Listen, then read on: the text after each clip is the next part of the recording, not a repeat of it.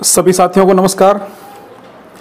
साथियों, आज 13 अप्रैल का दिन है और 13 अप्रैल का यह दिन हमारे इतिहास में एक काले दिन के रूप में दर्ज है, क्योंकि इसी दिन 13 अप्रैल 1919 को पंजाब के अमृतसर के जलियांवाला बाग में एक नृशंस हत्याकांड हुआ था, जिसमें काफ़ी बेगुनाह लोगों ने अपनी जान गंवाई थी।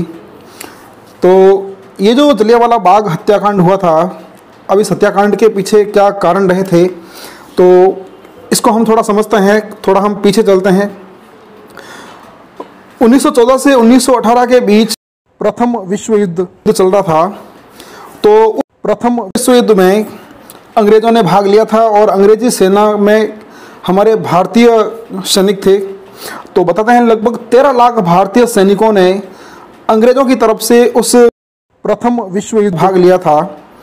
और इस युद्ध में लगभग 55-60 हज़ार के आसपास भारतीय जो सैनिक थे उन्होंने अपनी जान भी गंवाई थी।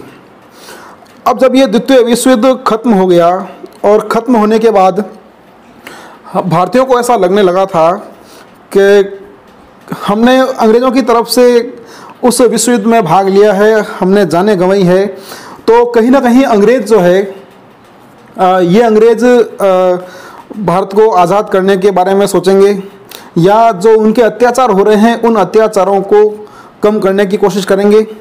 लेकिन ऐसा बिल्कुल नहीं हुआ।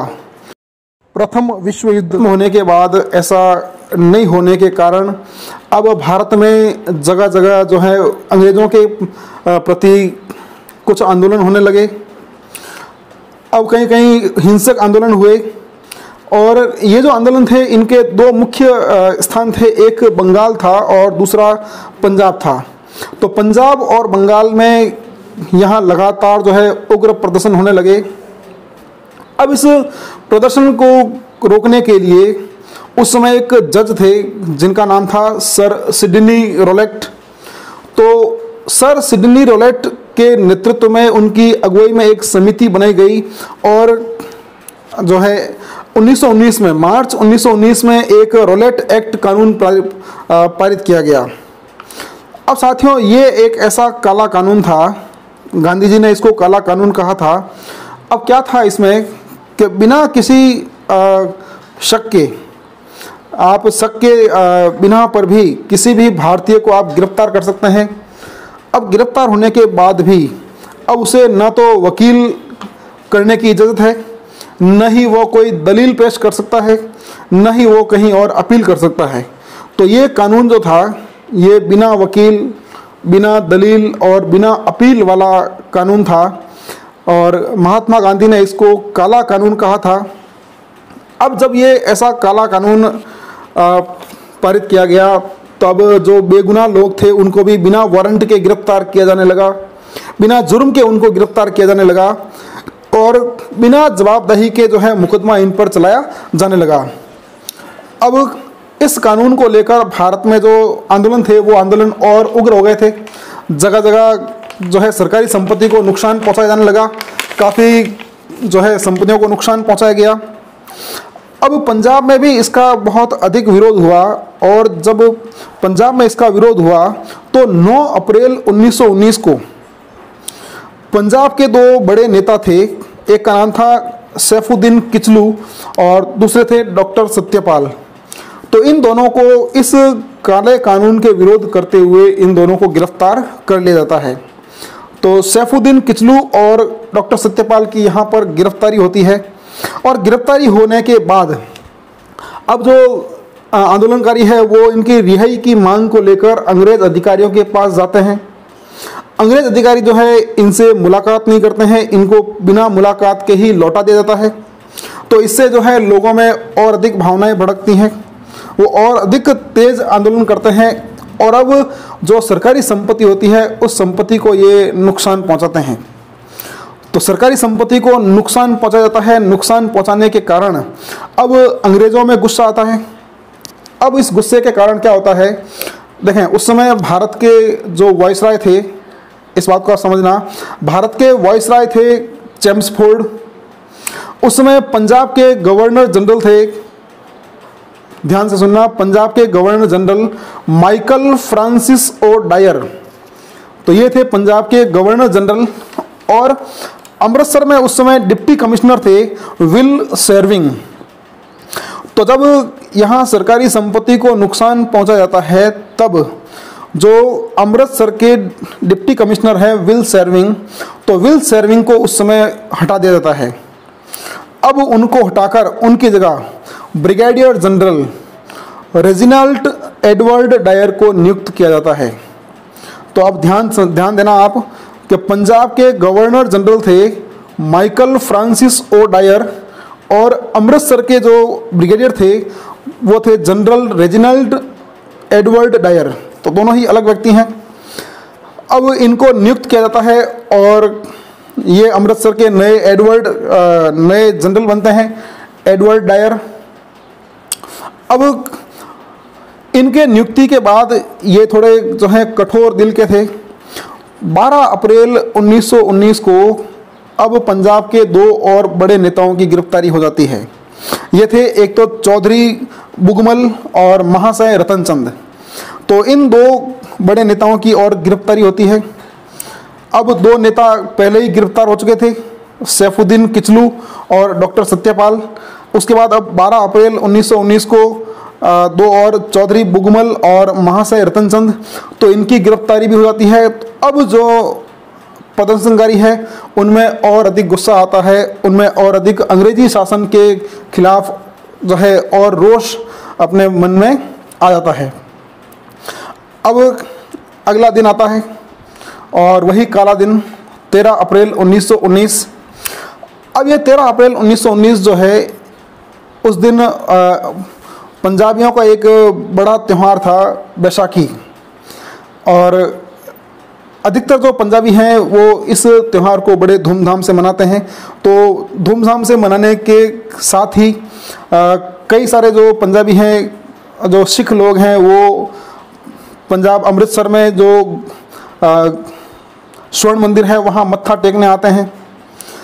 अब जब पंजाबी वहाँ मत्था टेकने आते हैं स्वर्ण मंदिर में, तो स्वर्ण मंदिर के नज़दीक ही स्थित जलियांवाला बाग जो है वहाँ पर एक शांतिपूर्ण आंदोलन या शांतिपूर्ण एक सभा करने का निर्णय किया जाता है।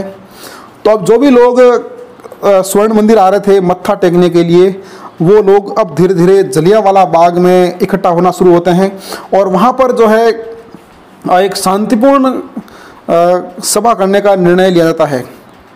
अब ये लोग सभी इकट्ठा होते हैं जलियांवाला बाग में, और जलियांवाला बाग में जब ये इकट्ठा होते हैं तो इसकी सूचना एक व्यक्ति था हंसराज, जो इस हत्याकांड का एक बड़ा गद्दार था, जिसको हम गद्दार कह सकते हैं, क्योंकि इस हंसराज नामक व्यक्ति ने यह सूचना पहुंचाई थी जनरल डायर के पास कि वहाँ पर जलियांवाला बाग में जो लोग हैं वो इकट्ठा हो रहे हैं और वो जो है एक बड़ा आंदोलन करने की फिराक में है। अब जनरल डायर को जब ये बात मालूम चलती है तो ऊंचे अधिकारियों तक ये बात पहुंचती है। तो जो उस समय पंजाब के गवर्नर जनरल थे माइकल ओ डायर, कहते हैं कि वो जनरल डायर को आदेश देते हैं कि आप वहां जाएं और उन लोगों का दमन करें। तो अब जो जनरल डायर थे, जो अमृतसर के अंग्रेज अधिकारी थे, वो अपने साथ गोरखा रेजिमेंट के 90 सैनिकों को लेकर चलते हैं जलियांवाला बाग की तरफ। तो लगभग दिन में 12:30 पौने 1 बजे उनको सूचना मिलती है और वो शाम के 4 बजे जो है 90 सैनिकों के साथ, 90 सैनिक जो गोरखा रेजिमेंट के थे उनके साथ वो अब जलियांवाला बाग पहुंचते हैं। अब साथियों, जो जलियांवाला बाग है, यह जलियांवाला बाग चारों तरफ दीवारों से घिरा हुआ, उसमें प्रवेश करने का मात्र एक ही दरवाज़ा, और वो भी बिल्कुल छोटा सा 4 या 5 फीट की चौड़ाई का वो दरवाज़ा था। अब उस जलियांवाला बाग में एक कुआं भी था। अब ये जनरल डायर जो है वहाँ पहुँचते हैं अपने सैनिकों के साथ, वो गेट पे जो है खड़े हो जाते हैं, अपने सैनिकों को वहाँ तैनात करते हैं, अपने साथ तोपें भी ले जाते हैं, और तोपें ले जाने के साथ ही अब वो बिना किसी चेतावनी से वहाँ जो शांतिपूर्ण तरीके से जो लोग सभा कर रहे थे उन लोगों पर उसने जो है अंधाधुंध फायरिंग करने का आदेश वो देता है जनरल डायर। अब वहाँ लोगों में अचानक हुई जो ये गोलीबारी है, इससे लोगों में अफरा तफरी का माहौल मचता है। लोग यहाँ वहाँ भागना शुरू होते हैं। कहते हैं कि 10 मिनट तक वो फायरिंग चली थी और उस 10 मिनट की फायरिंग में 1650 राउंड फायर किए गए थे। तो लोगों को सोचने का समय नहीं मिला, लोगों को यहाँ वहाँ भागने का समय नहीं मिला। जो लोग वहाँ की दीवारों को चढ़कर, दीवारों की जो चारों तरफ दीवारें थी, उन दीवारों पे चढ़ के उस पार जाने का प्रयास कर रहे थे, उन लोगों को भी जो है अपनी गोलियों का निशाना बनाया गया। तो अचानक जो ये गोलीबारी हुई थी, इसमें वहाँ उपस्थित जो हज़ारों की संख्या में लोग थे वो इन गोलियों से मरते गए, कुछ लोग घायल होते गए। अब काफ़ी लोग जो हैं अपनी जान बचाने के लिए, अब उस सभा में बच्चे भी थे, बूढ़े थे, महिलाएं थी, जवान, यानी हर उम्र के, हर वर्ग के लोग वहाँ शामिल थे। अब इन्होंने जान बचाने के लिए, वहाँ जो कुआं था, तो अब ये लोग कुएं में कूदना शुरू हो गए। तो जब कहा जाता है कि बाद में जब गिनती की गई तो 120 के आसपास लाशें उस कुएं से प्राप्त हुई थी। उनको ऐसा लगा था कि हम कुएं में कूदकर अपनी जान बचा लेंगे।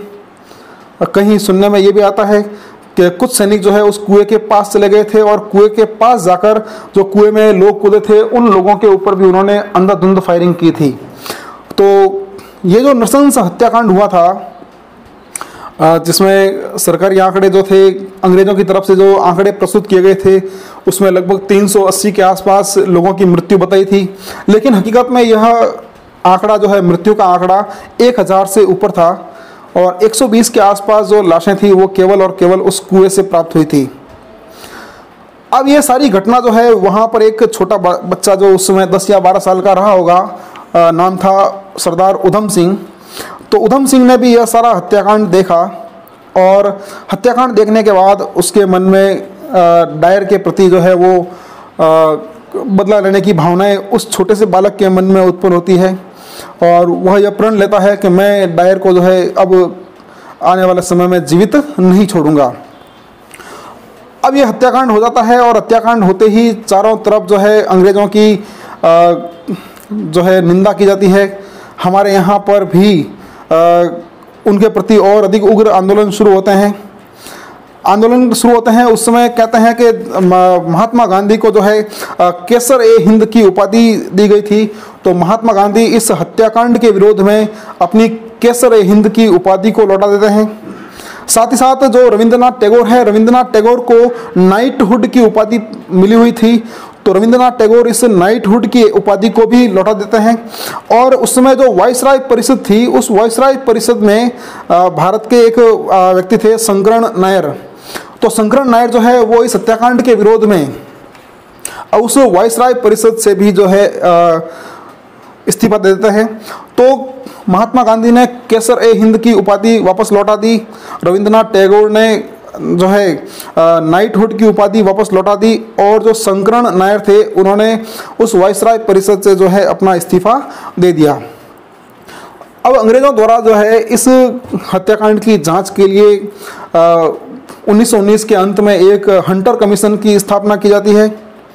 अब इस हंटर कमीशन में जो है माइकल और डायर को जो है निर्दोष साबित किया जाता है और साथ ही जनरल डायर को यहाँ पर जो है इसका जो है अपराधी मानकर उसको वहाँ से लंदन भेज देते हैं। अब लंदन जाने के बाद 1927 में जनरल डायर की वहाँ मृत्यु हो जाती है किसी बीमारी के कारण और माइकल और डायर जो है वो अभी भी जीवित है, उसको भी यहाँ से प्रमोट करके उसको लंदन भेजा जाता है। अब जो सरदार उधम सिंह जो उस हत्याकांड के समय उस हत्याकांड को देख रहे थे, जो वहाँ घायल हुए थे, अब उनके मन में बदले की भावना अभी तक चल रही थी, और वो जो है 1935 में वो भी एक स्वाभिमानी व्यक्ति थे। वो किसी से भीख मांगकर या चंदा मांगकर, चूँकि लंदन जाने में पैसा खर्च होने वाला था, उनको धन की आवश्यकता थी, तो वो स्वाभिमानी व्यक्ति, वो स्वाभिमानी बालक धीरे धीरे मजदूरी करके जो है पैसे इकट्ठा करता है और अंततः 1935 में वह पहुंचते हैं, कहाँ? वो लंदन पहुंचते हैं और वहाँ पे फिर वो जो है 4 साल और जो है इंतज़ार करते हैं 4 साल तक लगातार। अब माइकल और डायर की वो जो है रेकी करते हैं, उनका लगातार पीछा करते हैं और 13 मार्च 1940 को आखिरकार उनको एक मौका मिलता है। 13 मार्च 1940 को लंदन का एक किंगस्टन हॉल है जहां पर माइकल और डायर का सम्मान समारोह किया जा रहा था।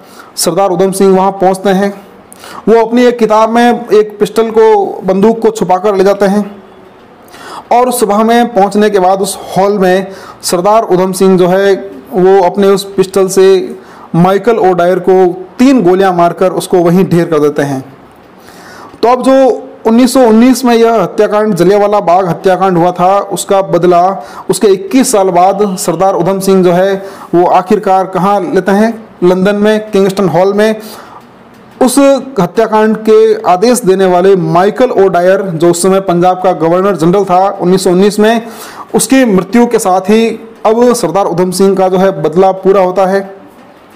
और जो ही वो गोली मारते हैं, गोली मारने के बाद वो अंग्रेज़ों को जो है बोलते हैं कि मेरा अपना जो प्रण था, मेरा जो मैंने जो संकल्प लिया था, वह संकल्प आखिरकार अब पूरा होता है। मैंने उस हत्याकांड का बदला ले लिया है।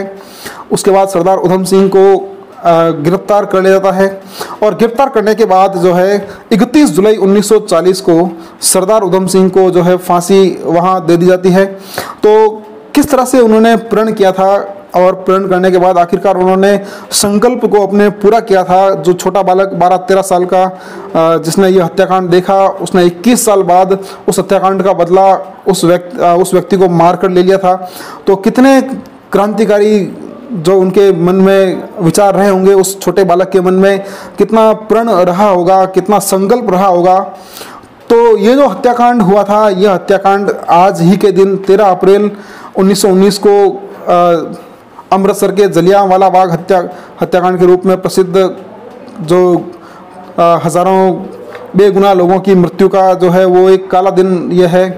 आज के दिन का ये इतिहास भारत के इतिहास में एक काले दिन के रूप में माना जाता है। तो उम्मीद करता हूँ कि आपको ये एक छोटा सा प्रयास, छोटी सी जानकारी आपको पसंद आई होगी। आप उन क्रांतिकारियों के मन की भावों को समझें कि कितने उग्र विचार, कितने क्रांतिकारी विचार उनके मन में रहे होंगे, किस तरह उन्होंने अपने प्रण को पूरा किया होगा। तो मैं उन सभी अमर शहीदों को नमन करता हूं और नमन करते हुए जो है उनको सच्ची श्रद्धांजलि अपनी तरफ से प्रस्तुत करता हूं। जय हिंद, जय भारत।